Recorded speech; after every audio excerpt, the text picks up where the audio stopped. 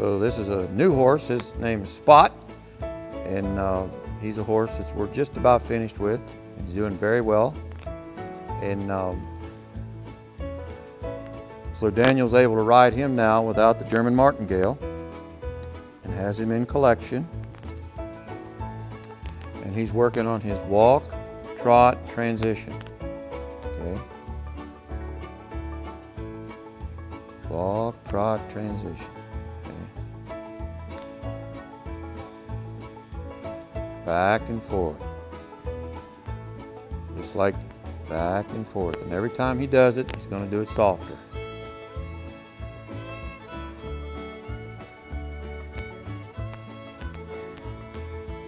Now, folks, the reason I do this is there's a lot of young people out there, and there's a lot of folks out there that can't afford to have this type of formal training, and I want to do this in a way to give back.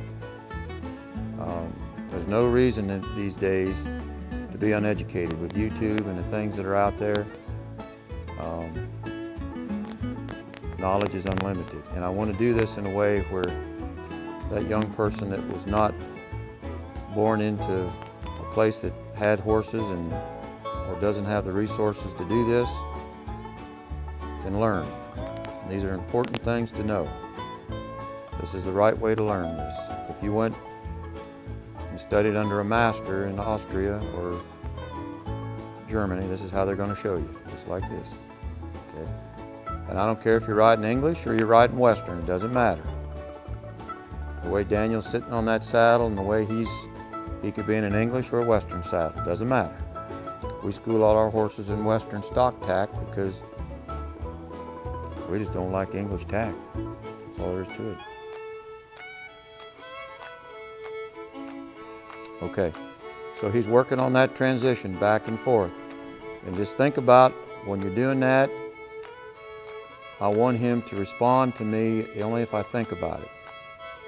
And what's interesting about this demonstration, Daniel has never ridden this horse before. This is the first time he ever got on him here just a few minutes ago.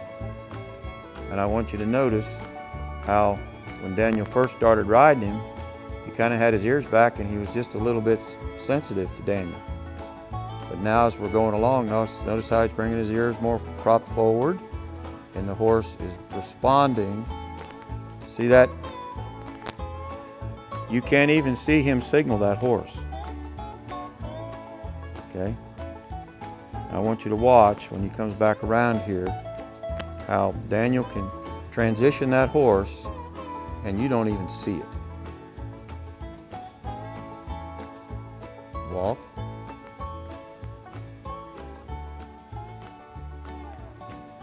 Trot. See? Now if we took the time, we could get this worked out to where it wouldn't even be visible. And I mean, this is special in my opinion.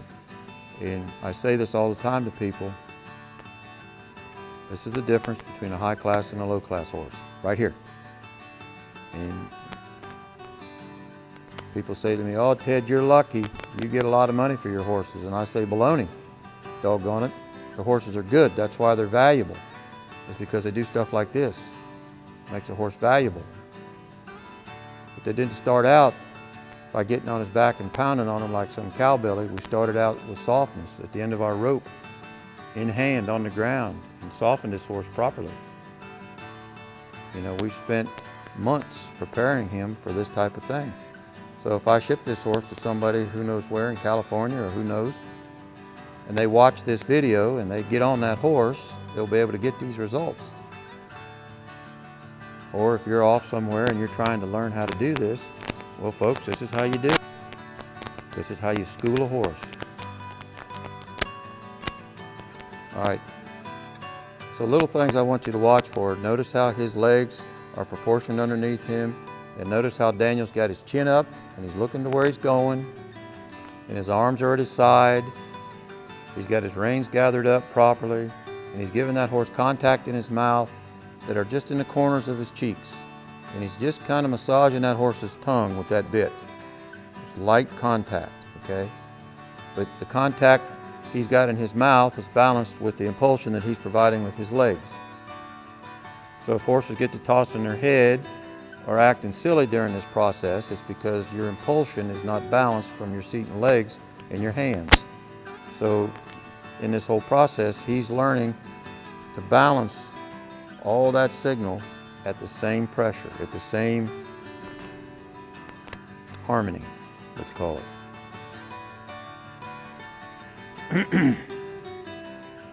And I have to apologize, sometimes I don't know what the big words are to describe all this stuff. I've just been out here rolling in the dirt all these years trying to figure out how to do all this, and I've had a lot of smart people share ideas with me, and this is kind of what we've come up with, and it works pretty good.